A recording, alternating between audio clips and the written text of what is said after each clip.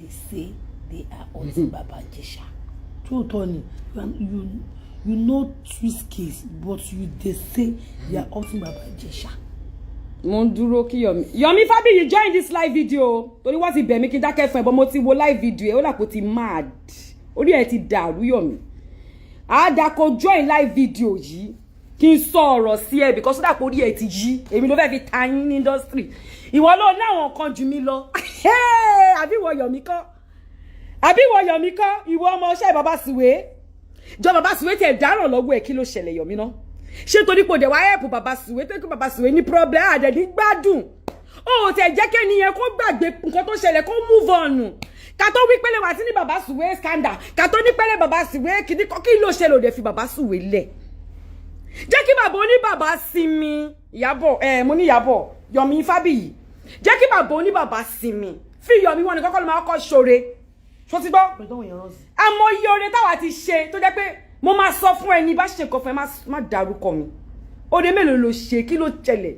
lórí wá ẹ ọ̀rẹ́ Baba Suwe yìí náà ó dẹ̀ ní jẹ́ kárí mú mi Yomi orí ẹ̀ ti dàrú ni orí ẹ̀ ti yí ìwọ ní pé ká má sáré jump into conclusion ìwọ ló jump into conclusion pẹ̀lú right up ẹ̀ because tó o bá jump into conclusion Yomi ó ní máa compare situation Baba Suwe pẹ̀lú Baba Ijesha tó tún wá sọ pé kó release video ìwọ kọ́kọ́ ló ń báyé Baba Ijesha jẹ́ bẹ́ẹ̀ ni mo sì ní kó jíṣẹ́ fún Baba Ijesha nínú ẹ̀wọ̀n tó wà pé Yomi Fabiyi ló ń báyé ẹ̀ jẹ́ àdèmá wo Ọlọ́run ṣe afẹ́ ba ohun tó ṣe ó tó kọ́ báyé ẹ̀ jẹ́ ṣùgbọ́n ṣe wá ní Yomi ó ẹ̀pù ẹ̀ ní ó rò pé òun ṣòre ṣé mo gbà táwọn àti gbọ́ nǹkan tó ṣe ìwọ́n tí ẹ̀ ó sáré bọ́ síbẹ̀ ó kọ right up ó ní kìnnìkan wá mislead àwọn colleagues ẹ ó ń jẹ́ káwọn Folúkẹ́ Dáramọ́lá àwọn lẹ́gẹ́lẹ́gẹ́ àǹkó ó ń jẹ́ ká máa jump into conclusion tó sì pẹ̀lú òyìnbó òfò tó kọ skyler sílẹ̀ ó ṣe proper investigation ẹ tó bá ṣe proper investigation ẹ̀yin irú gbogbo princess tó jáde lánàá sí tó ń sunkún ọmọlọ́mọ ó yẹ kó máa dúpẹ́ lọ́wọ́ princess ni because ó bá jẹ́ lómi ni bí fídíò yẹn ṣe jáde a ti sáré gbé sí afẹ́fẹ́ a ti sáré sọ pé ẹjọ́ ẹ jẹ́ kó rí o but ẹni ẹlẹ́ni ìyá ni kò bímọ tiẹ̀ but ìyá tún ni kò ṣe gbogbo ẹni tó bá bímọ nìkan nìyá kẹ́nìbọ̀dì má pè mí kọjọ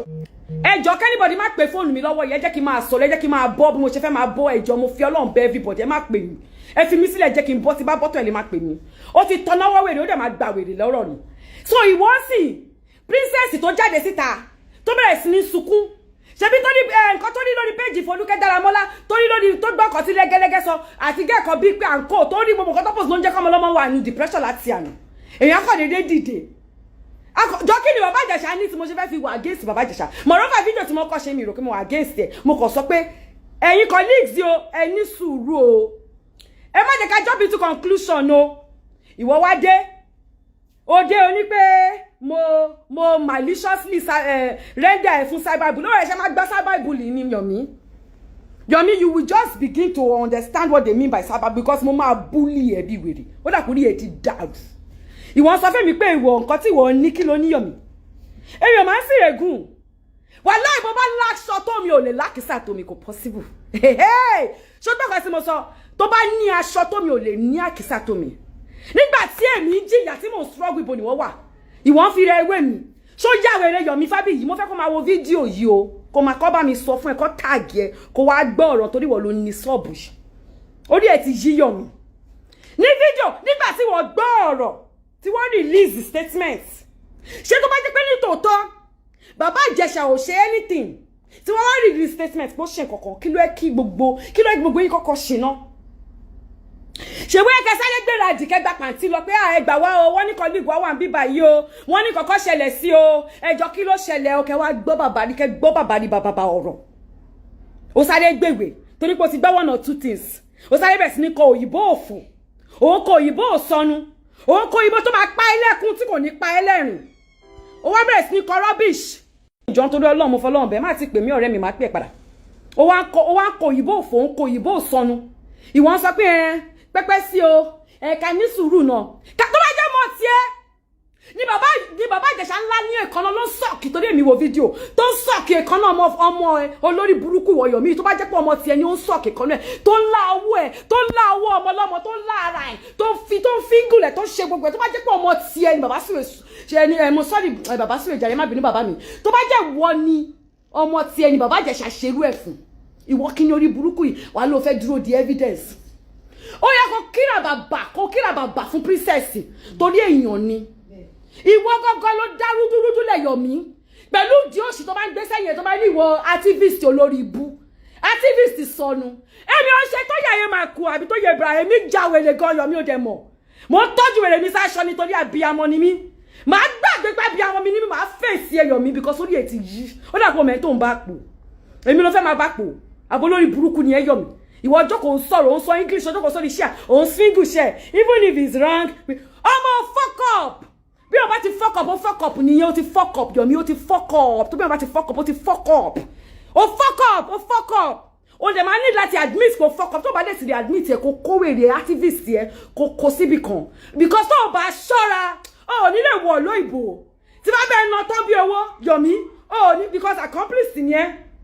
ẹni tó bá ti ń support rapist wọ́gun accomplice ni ẹ́ tó o bá ṣọ́ra wọ́n máa blacklist orúkọ ẹ̀ yìí because ó dàbí pé ó rí ẹ̀ ti yí o mọ̀ mi ṣá Ìyábọ̀ Òjó lórúkọ mi Ìyábọ̀ ọmọ Ògúnrọ̀ Alice mo báàdì gan tí bá wọ kéèsì ẹ̀ máa wọ̀ tán ni èmi ò ń pariwo mi ráyè ariwo ṣọlá ariwo sóhun jẹ́ kí n máa pa igan mi láìkẹ́ máa bẹ́ẹ̀ ná tán bí owó Yomi èmi kúrò nínú àwọn tó lè máa fi ta yín mo kúrò nínú àwọn tó máa fi sọ̀rọ̀ ṣó ti gbọ́ mi máa fèsì ẹ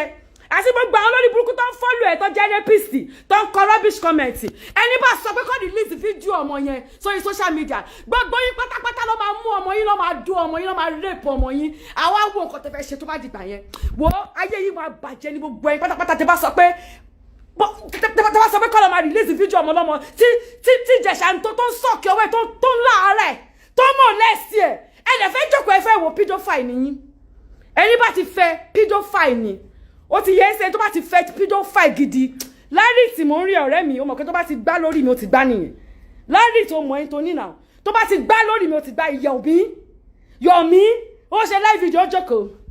yeah you know you have to wait ìwọ ló wait Yomi ìwọ ló wait ó jókòó ṣe you have to wait yẹ tẹ̀ gbé fóònù ilé jẹ́ kí n art bó ṣe ṣe náà mọ̀ pé mi máa mọ̀ máa imitate yàn ó ṣe báyìí. You know, you have to wait, even if the person is guilty, even in the courts of law, you know, you're not guilty until you are found guilty. Wàhálà Bàbá Ìjẹ̀ṣà guilty. Ṣé bá fi pamọ́ tẹ́lẹ̀ ni? À ń fi pamọ́ pé kí ó jẹ́ pé adájọ́ ló máa dájọ́ fún. Bàbá Ìjẹ̀ṣà guilty. Tí Bàbá Ìjẹ̀ṣà bá jáde máa dá padà sẹ́wọ̀n yẹn. Ó guilty fún kan tí mo rò. Ó guilty bàjẹ́ kò sẹ́ni tó máa bá mi sọ. Tó bá jáde máa dá padà síbẹ̀. Gbogbo láti mi máa ná sí. Wàhálà máa tálé mi torí ẹ̀. Bàbá Ìjẹ̀ṣà guilty bàjẹ́ ó ti yẹ abo má sọ tẹ́lẹ̀ yẹn but wọ́n Yomi Fabiyi tó ló ya wèrè tó ló fẹ́ gbọ́ story ó dé àwí tán ó ní ẹ wọ́n lè charge princess fún neglect. I was age 8 or 7 tó kọ́kọ́ molest me I think ṣé 7 àbí 8 ní mi nígbà yẹn tó molest me tẹ̀rán sí age yẹn but I only spoke about my rape àbí àti molestation àti rape kò sí ti ya mi mọ́ mo ṣẹ̀ṣẹ̀ sọ fún ìyá mi ní bóyá last year àbí 2 years ago kó tó di pé ìyá mi kú tẹ̀lé gbogbo threatening wèrè tẹ́ pé irú yín máa ṣe tẹ́ máa threatening ọmọ lọ́mọ if you talk I will kill you if you talk this will happen nítorí irú yín náà ni tẹ́ máa bẹ̀rẹ̀ evidence ni àwọn ọmọ ọlọ́mọ ò ṣe lè sọ̀rọ̀ síta nítorí irú yín náà ni torí irú yín náà ni tẹ́ máa wá evidence ọmọ 7 years jáde ó sọ pé máa yín ó ti tìka bọ̀ òun jẹ́ ó sì rape òun rí o àti ẹjọ́ tó lọ́ọ́ ẹ bá mi ẹjọ́ mo fẹ́ kẹ́ bá mi là kásẹ̀ wá ní pé Bàbá Suwe kò bá sùn jẹ́ kásẹ̀ wá kọ́kọ́ gbọ̀n yẹn Bàbá Suwe ó fọwọ́ bọ́ǹdì ó fíngẹ̀ tó ti confession ẹ̀ wà mú tún ibi tí wèrè ti kúnlẹ̀ tó fi kí jọ̀dọ̀ mi ayé ló ṣe mí tẹ́ bá ti ṣe ní burúkú tán ẹ máa kúnlẹ̀ ẹ máa bẹ̀bẹ̀ páyé ló ṣe Bàbá Ìjẹ̀ṣà yìí yẹn máa ṣe é dọ̀rùn ni ayé yẹn ó máa ṣe é dénú náà ni ó wá kúnlẹ̀ ó ń bẹ̀bẹ̀ ẹ̀jẹ̀ ẹ̀gbà mi ẹ̀jà ní mi princess wọn ni saviour mi olórí burúkú ọmọ pé saviour ni princess tẹ́lẹ̀ kó tó ṣe ohun tó ṣe Yomi Fabiyi bọ́ síbi kan gbọ́rọ̀ torí wọn ni mo ní wọ́n gangan ló ní life yìí o ó wá dé Yomi ó ní fídíò tó rí wọ́n kọ̀ dìímú lọ́wọ́ báyìí mo tún sọ́sẹ̀ àfi tí ẹnìyẹn ò bá ṣe ni mímọ̀ mi ṣá àfi tẹ́ni ẹ bá kúrò nílé ayé ṣá ní Priscilla tó ti pé 20 kí ọkùnrin kankan ti ẹ̀ dìímú ní ọ̀nà tí kò yẹ tí kò tọ́ kí ọmọ mi wá sunkún bá mi àbáwọn ọmọ àbẹ́ni ọmọ kò wá wò bóyá wọn ò ní ṣe ẹni ẹ báṣubàṣu ṣe ní gbogbo ẹ̀yin pedophile tẹ́ wà ní Nàìjíríà yìí tẹ́ ọkọ yín ò kí ń gbé jẹ́ tí ọwọ́ yín ò kí ń gbé jẹ́ tó jẹ́ pé àwọn ọmọ ọlọ́mọ lẹ máa ń ṣe yàbùyàbù lẹ tí yín bá yín látòní lọ tá bá mú yín bá yín ẹ̀wọ̀n gbére lẹ máa lọ ṣe torí olórí burúkú ni gbogbo yín ìwọ Yomi ló ń dúró de evidence ó ṣe gbà pàǹtí lọ tó bá lọ love Yomi Fabiyi mo dẹ̀ ẹ́ tó bá lọ fight fún colleagues ẹ Yomi Fabiyi mo dẹ̀ ẹ́ ìwọ gbéra kó gbà pàǹtí lọ mo dẹ̀ ẹ́ Yomi Fabiyi ìwọ gbéra kó gbà pàǹtí lọ kó lọ fẹ́ lọ́mọ tó ṣẹlẹ̀ sí bàbá Ìjẹ̀ṣà tó bá ní jọjọ méjì síbẹ̀ tó bá bí ẹrẹ Yomi ìwọ gbéra kó gbàbẹ̀ lọ ìwọ gbéra kó gbàbẹ̀ lọ kó o bẹ́ wọ̀n ní tiẹ̀ mọ́lé fún gbogbo rubbish tó ń sọ torí wá bí ẹ́ ta ló made you judge ta ló sọ di tampa ANTP ta ló sọ di tampa sorry ta ló sọ di judge tampa ẹ bá jẹ́ kí tí bá ti ń bínú báyìí máa ń da ọ̀rọ̀ pọ̀ ni ta ló sọ di judge tampa Yomi ta ló sọ di judge tampa ta ló rán iṣẹ́ ṣe wọ́n jẹ́ lọ́yà ṣó jẹ́ lọ́yà bàbá Ìjẹ̀ṣà tó kọ statement ta ló rán iṣẹ́ kó kọ statement activist sọnù activist òfò ta ló rán iṣẹ́ oh who is that ta ló kọlẹ̀kùn who is that kí ló gbé wá okay ẹjọba ń gbé fruit mi wá torí lẹ́yìn fídíò mo ní láti semper mind mi kí kúlù temper tó lọ lórí burúkú Yomi Fabiyi mi ni ẹ o mo mí ni ẹ bàjẹ́ mo ráyè tiẹ̀ activist sọnù ni ẹ wo ọ̀rẹ́ ni bá ṣe èmi tó fẹ́ bá ṣe yìí àṣetán ló ṣe ṣọba wà yìí torí pé ọmọdé wà involved jọba ò ní adult tó gbé cocaine ó gbé o kò gbé o adult punishment ni choice ẹ ni bó choose láti gbé cocaine bọ́ọ̀mù dédé báwo ló ṣe tọ́mọ́ odidi ọkùnrin àgbàlagbà 47 àbí 48 àbí kí wọ́n pé èjì bàbá wèrè yẹn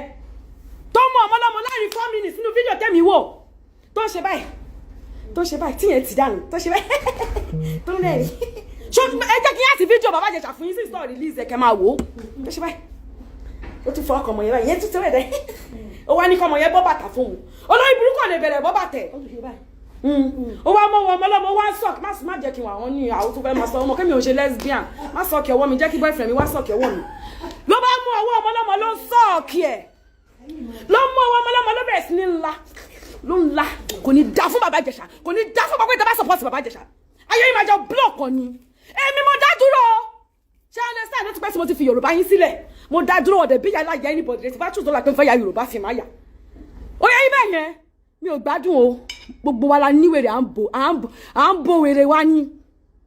ó ṣí ọ̀rẹ́ mi à ń bo wèrè wa ní o Yomi máa bẹ́ẹ̀ ná tán bí owó sórí ìtọ́ kọ yẹn tó gbé jáde yẹn ó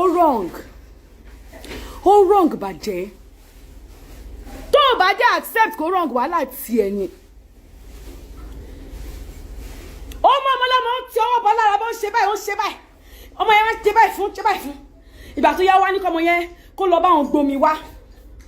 kò dẹ̀ sí kámẹ́rà nínú kitchen ó dẹ̀ dìde bó dẹ̀ ọmọlọ́mọ ṣe wọ kitchen lọ because fídíò yẹn wọ́n á lè gbọ́kọ̀ tí wọ́n sọ bọ́tà kọ̀ ní pé ọmọ yẹn dìde ó wọ kitchen lọ ó dẹ̀ dìde ó tẹ̀lé ọmọlọ́mọ wọ kitchen ṣé ká wá dúró nígbà tó bá tó kó ọmọlọ́mọ nú kitchen kó tó wá kà mọ́nu lé ni torí ẹ̀ ń sọ̀rọ̀ ń sí ẹ̀yọ́ lórí burúkú Yomi Fabiyi ẹni ṣèbọ́mọ̀ lẹ́sẹ̀ ni kò bá sùn sódì ìgbà tó bá rèèpù ẹ̀wọ́ kíṣìnù torí olórí burúkú ni ẹ́ èmi àti ọjọ́ mọ̀ ń pa kiri yìí náà ni èmi náà mo ṣe findings mi débẹ̀ kí ló dé tó ṣe findings ẹ kó tó post kó tó mislead àwọn ọtí bàbí kó send ẹsẹ̀ mi náà pẹ̀lú picture ẹ̀ kí n post mi ìdẹ́ lóhùn ni torí mi ò ń ṣe yóò fò mi ń ṣe yóò ṣì mi ń ṣe yóò rádaràda gbogbo nǹkan ló lè gbà lọ́wọ́ mi ẹ̀ lè gbọ́mọ lọ́wọ́ mi kò possible Yomi yìí tó fẹ́ bá mi pò yóò lè pò tán mo ready fún ẹ gbogbo energy tí mo fi ṣe TikTok máa gbé sílẹ̀ kalẹ̀ báyìí máa fi face ẹ torí mi máa ń jà máa dúró sórí òótọ́ ni torí wọ́n lo tọ́náwọ́ wèrè ò dẹ̀ máa rí wèrè tó tọ́ná wèrè tó tọ́náwọ́ yẹn o máa rí Yomi torí máa bẹ́ẹ̀ ná tán bí owó ṣé lórí burúkú ni ẹ máa bẹ́ẹ̀ ná tán